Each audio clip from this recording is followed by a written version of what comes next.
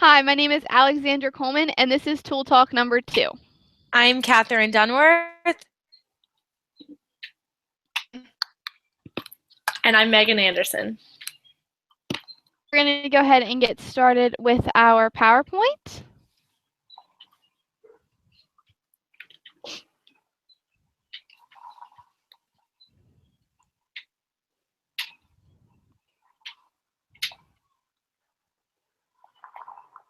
This is Tool Talk number 2. Digital storytelling is our first topic. What is it? Digital storytelling is a way to teach a lesson or tell a story using digital tools. This allows you to tell stories, but to also show graphics or pictures at the same time as telling the story. How did this get started? In 1994, Dana Atchley and Joe Lambert began teaching others how to craft digital stories, which is how the digital storytelling movement was started. This was started at the Center for Digital Storytelling. The stories created here focused on first-person narratives that include images, narratives, and music to help people remember the story. Why is this good to use in the classroom? Personalizing your stories or narratives with images and music helps the student remember them more clearly. It gives the story a special meaning for the creator and the people viewing it.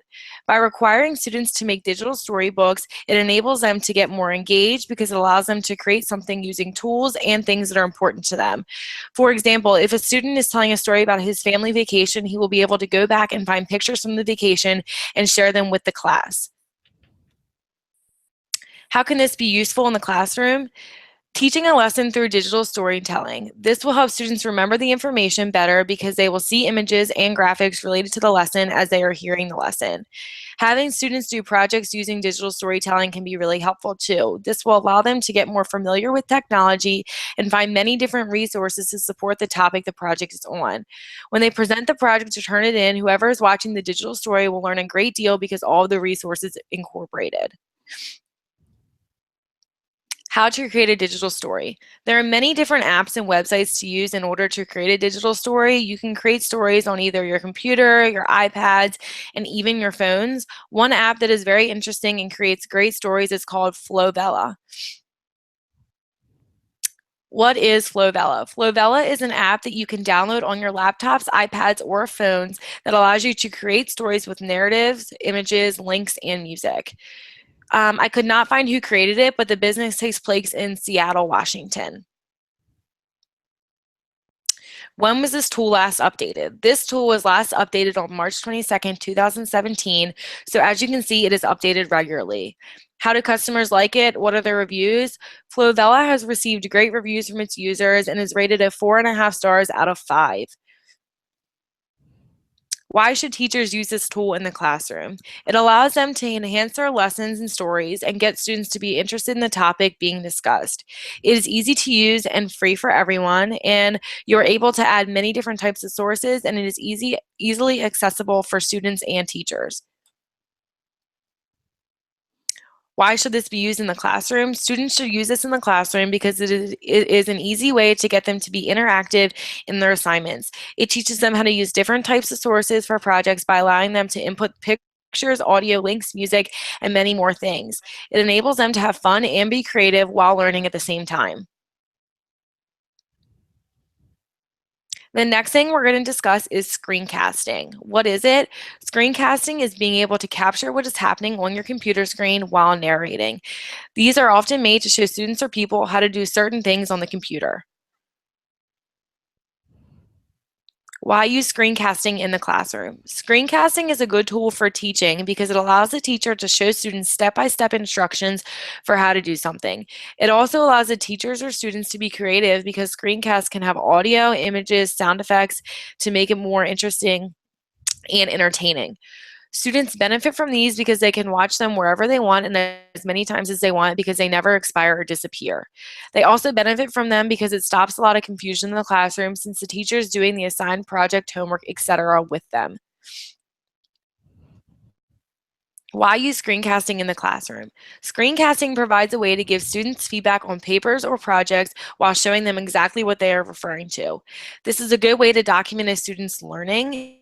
and there are many pros to using screencasting in the classroom, and many teachers think that these are a great way to enhance students' learning and to make sure that everyone is learning what they need to learn. How to create a screencast. There are many different websites and apps you can use to make a screencast. One website that is really easy to use and beneficial is called Screencast-O-Matic. What is it? Screencast-O-Matic is a website that is easy to use and allows you to make a screencast. This website gives you the option to have the video be just your computer screen, you and the computer screen, or just you. This is nice because it allows people to choose the option that best fits their needs. What is the purpose of the tool? The purpose of this tool is to allow people to create screencasts in an easy way. The website tries to make it easy on people by providing them with tutorials on how to do everything that they need. When was the tool created? I could not locate who created it or when it was created. Why should teachers use this tool for the classroom? Teachers should use this tool because it is very easy to use and access. Students would never have difficulties finding the screencast, and it allows them to show students exactly how to do something and explain it at the same time. It puts all your screencasts in one place so that students can find them easily. It is also free, so you would never have to worry about not being able to afford it or your students being able to access it because they don't have the funds. And the tool is very self-explanatory and has all the needs for creating a great lesson. How would students benefit from this tool? They would never be confused with how to do something because the teacher can directly show them. It would be easy for them to access the videos since, like I said, they're all put in the same place. They can access them from wherever they are if they have some sort of technology device, since these videos can be played on phones, iPads, computers, whatever.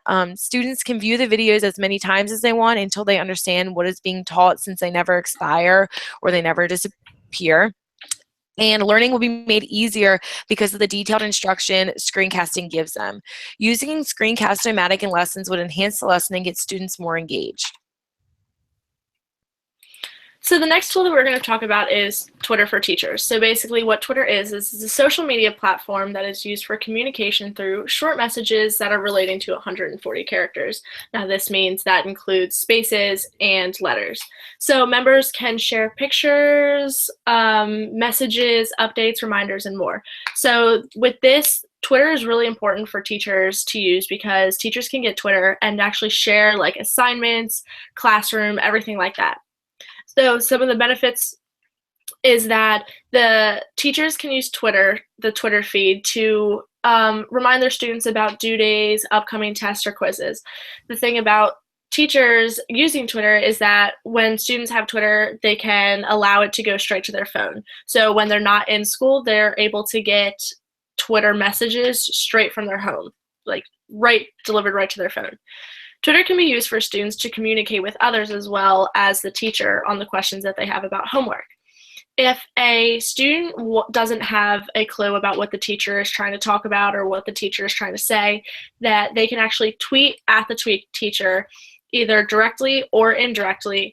If you do it indirectly, then the rest of the students can come and actually look at that. So with Twitter, you have to follow the teacher. It's called following.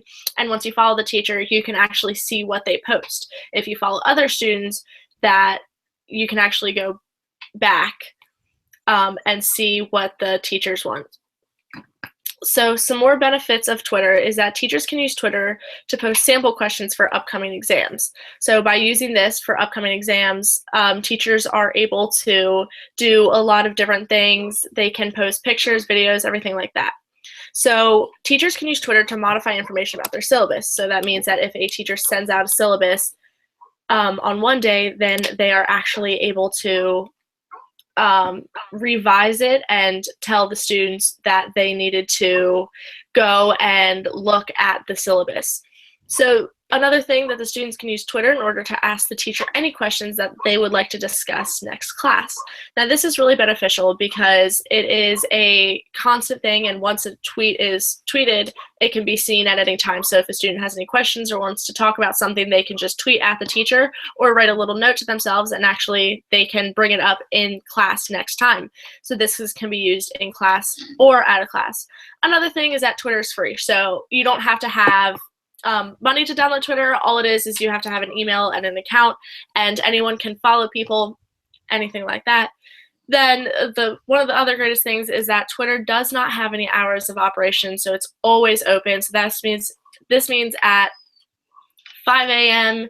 if a student has a question, or at 6 o'clock in the morning if a student has a question, they can always be there, and Twitter is open to the public at all times. One of the last benefits for Twitter is that Twitter can allow parents of students to be active in the students' learning. Now, this means that because Twitter is an open platform, parents, teachers, and other students can see. So that means this also gets rid of any kind of confusion that teachers might have and parents might have. So if a parent wants to come home and say, oh, well, what does my child have in class, they can actually go onto Twitter, and if the teacher posts on that regularly, then they should know that, oh, my student has a quiz coming up in 2 weeks or 1 week or whatever. And also, students are able to see when their homework's due, so parents can't always say, oh, I didn't know my child had homework, or oh, I didn't know. The next thing is that students can communicate with anyone, so that's a really great benefit. So the next thing that we're going to talk about is the why it can be used as a complication. So it can easily distract students from doing their work. The thing about Twitter is that because it is social media, the students are not only following the teacher, they're also following their peers.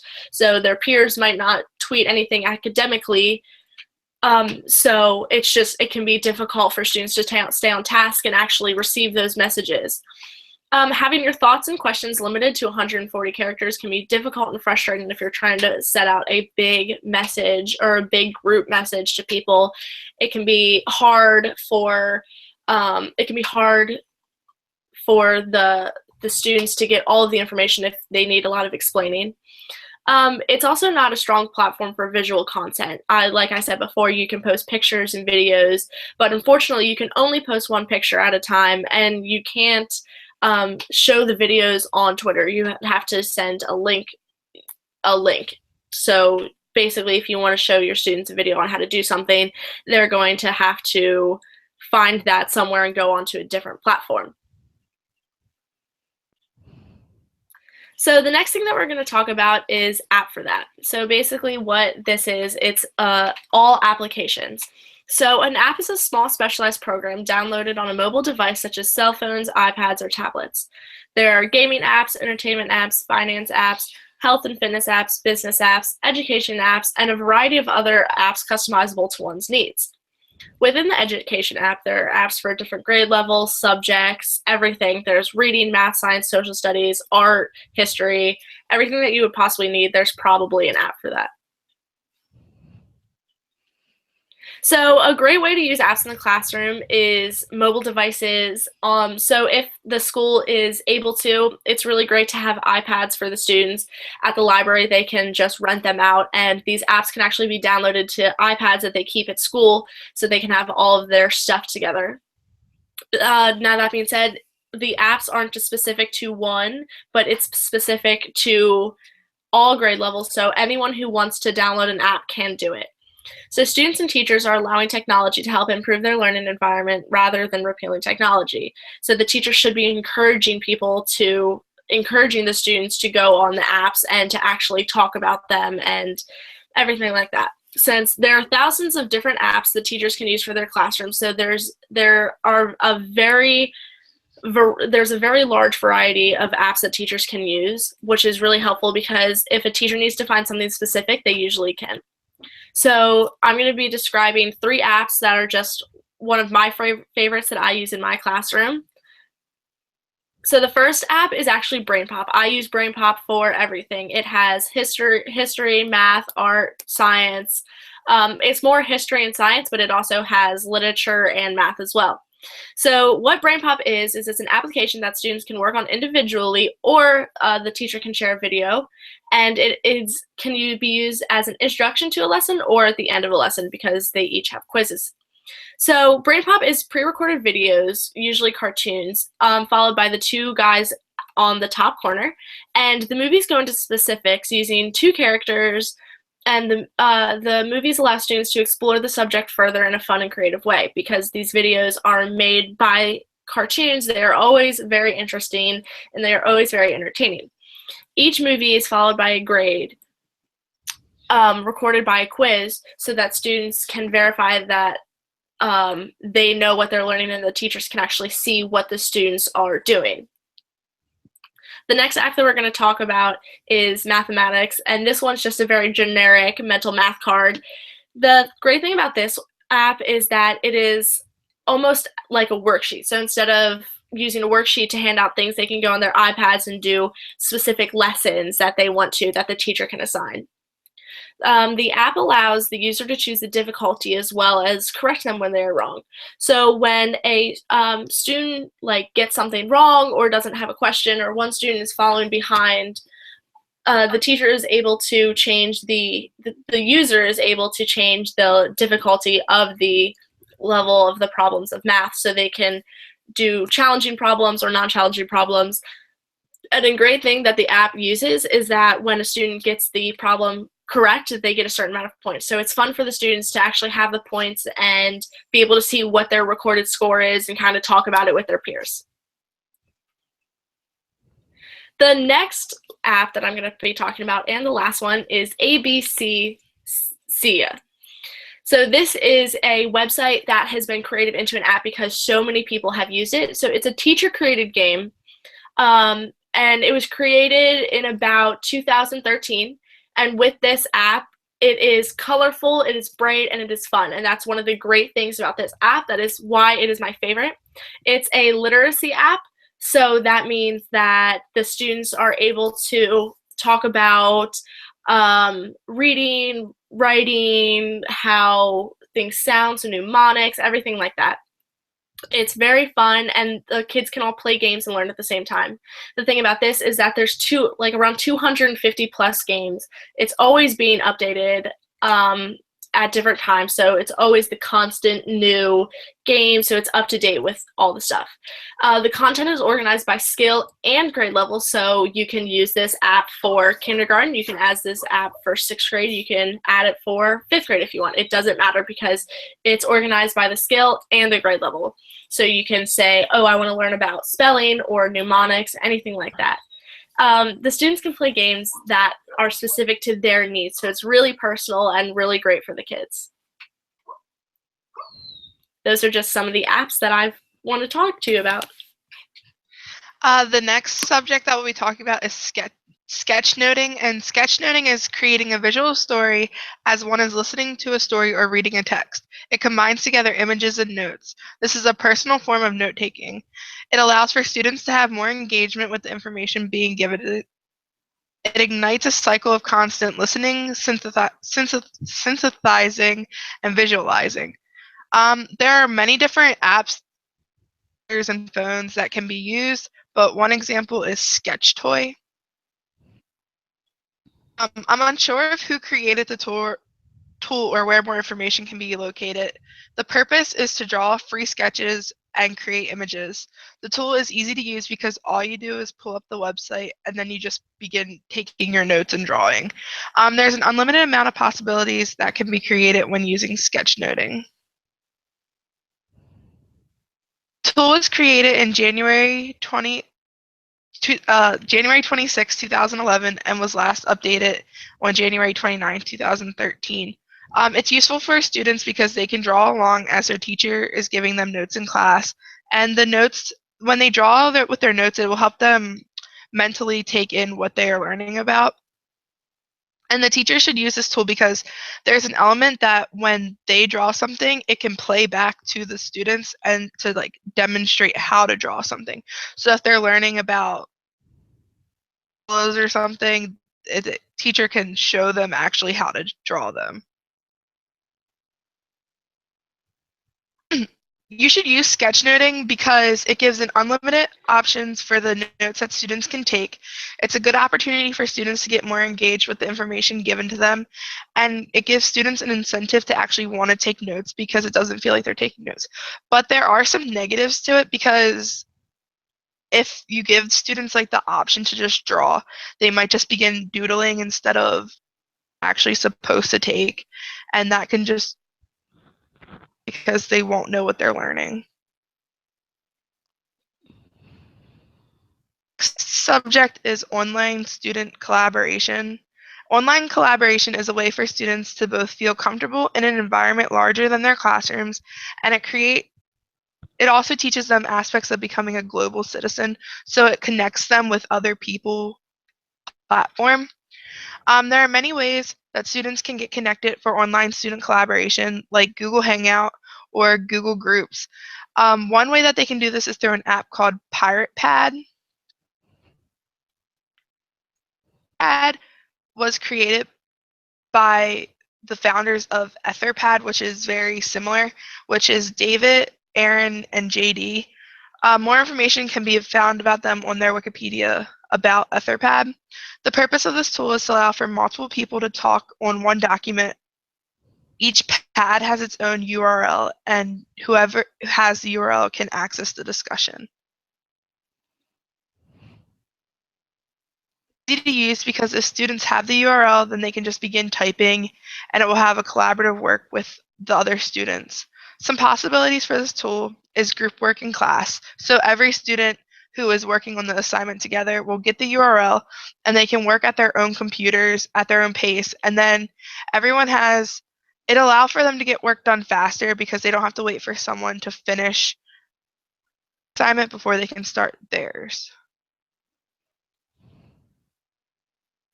Etherpad was launched on November 19th, and unsure when PiratePad was launched or last updated. It's useful for students because it allows for them to have collaboration online with their other classmates. Teachers should use this in their classroom because each student has their own color, and that helps the teacher realize who is putting in what work for the group project. Student collaboration should be used because it gives students a platform for collaborating their ideas with other students. It allows students to see what other people are saying about the same topic, and online collaboration makes students have to work with others, which develops their collaborative skills, which will help them in the future. Alrighty, so the next tool that we are going to talk about is iPads in the classroom. Megan actually mentioned this a little earlier in our talk. So iPads are essentially small tablets. You can get them in larger sizes as well, but iPads are essentially small tablets that can be used for anything with the help of different apps. There are thousands of apps out there for almost every single topic. Megan did give some examples of some amazing apps that she used in her classroom. iPads can be used by the students to learn as they're playing games or creating anything that they are creating anything on the app. iPads are a little bit pricey if the teacher wants to purchase a set for the classroom, but schools are sometimes able to get grants to pay for the iPads. iPads are great because there's literally an app for anything, and it is a great way to get students involved in their learning. So by having the apps, they are sometimes used as games, and children find them more interesting than just sitting there and doing a worksheet. So 3 quick reasons as to why iPads should be used in the classroom. They can be used to learn any kind of topic because there are so many apps out there. They can be used for anything. They are very easy to use. It's just a simple touch screen, and all the apps, you just open it up. They have tutorials for them. They have directions being read aloud, anything that you can think of. And children also love using them. Most of the time, if you give a child an iPad, they probably know how to use it better than you do. The next thing that also kind of goes in with the iPads is QR codes in the classroom. So QR codes are small little barcodes that can be created to house any kind of information. These barcodes are little square barcodes, and they are a series of different boxes and dots that can be scanned, and it will bring up directly whatever is programmed into it. The codes can be programmed to go to a website, it can be programmed to play a recording, show a picture, show a small text box, and so much more. QR codes can be created and read on any mobile device or laptop. The device just needs to have an app or a website for it. Most apps and websites are free of charge, so you don't have to actually pay for any of it, and which makes it 10 times better because everything is free and you can use it for just about anything. So some different uses that you can have them for. As I stated earlier, these codes can be used for anything. Teachers can use them to make virtual worksheets or do scavenger hunts in the classroom. Obviously, children don't like to sit at their desk all day and just do random paper pencil worksheets. So having them use an iPad or having them use their mobile device to go around and scan these different QR codes could have them be more engaged. Teachers can also send them home on different papers and such, and parents can actually take them on take a survey on them or see what they did in class today. By doing this, it allows the teacher to integrate technology into any lesson, which will have the children more interested. By having the different QR codes on anything, and since they can be used for everything, it's an easy way to just integrate the technology into all kinds of lessons. There's truly no limit for using the codes. As I said, there are tons of different things. On one of the websites that you can use to create QR codes, it's called qrstuff.com. There's just a long list of things that you can use to put in the different QR codes, and it will just take you automatically to that whenever you scan it. So 3 quick reasons why you should use QR codes in your classroom. It's a great way to integrate technology into the lesson. They are easy to create and also easy to scan, plus they're free, which makes it 10 times better.